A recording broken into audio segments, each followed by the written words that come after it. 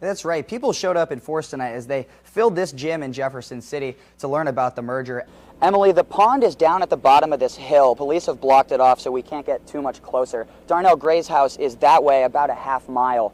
Police told me they had divers in the pond this weekend, but they're draining it because they want to make sure they didn't miss anything. We've primarily been on highways so far today, so I wanted to make sure that the residential areas were okay too. We are in the East Campus neighborhood right now, just east of College Avenue. The conditions are fine over here as well. All right, my last question is about the weather. I don't know if you remember when I came down to practice a couple days ago, I told you I thought the weather was going to be a little bit cold. We're here now. Is it going to affect your plans at all tonight? Right, you're spot on. Emily and Eric, people here are still pretty shook up about yesterday's accident. It happened just behind me on Highway 100. You can still see some caution tape tied between that post and that fence over there, and there's still some glass on the roadway as well.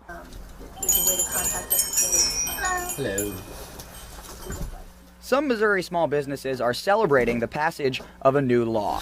Go vote. It's important. Everybody should take part.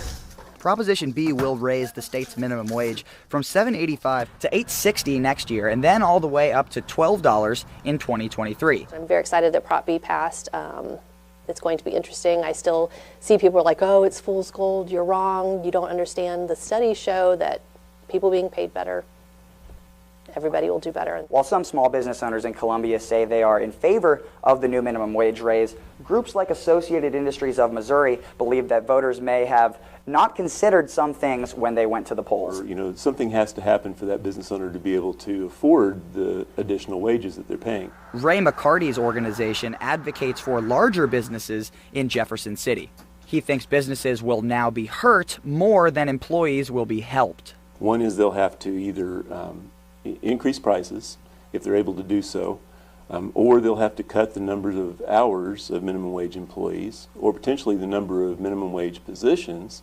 McCarty also thinks we might see a decrease in the number of human employees. And as we raise the cost of labor, those automated solutions become more affordable.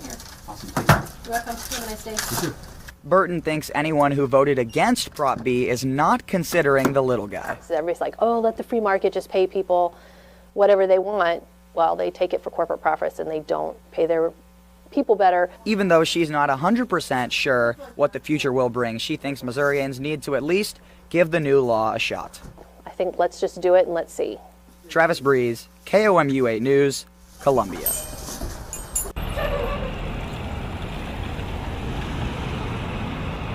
The Columbia Police Department is currently trying to get school resource officers in all middle schools in town. Right now, the school district has one officer that floats between all 6 middle schools. The support from parents is there. I think the presence of someone in law enforcement at schools can not only maybe bring a little peace of mind. But the district and police department are having trouble getting this approved as part of the community-oriented policing report. This report is over 70 pages long, with only 8 pages talking about school resource officers. The vast majority of it covers how the police will hold meetings, change their trainings, and do annual evaluations to get closer with the community.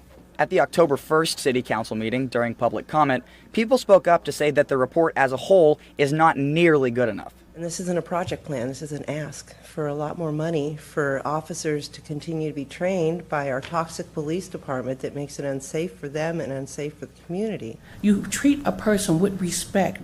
The council agreed that the report was not good enough, but was able to single out SROs as a positive in the report. That should be a priority. If we can build the trust and the good relationship between the teenagers and the police officers, then I think we can start to sort of shift this, culture.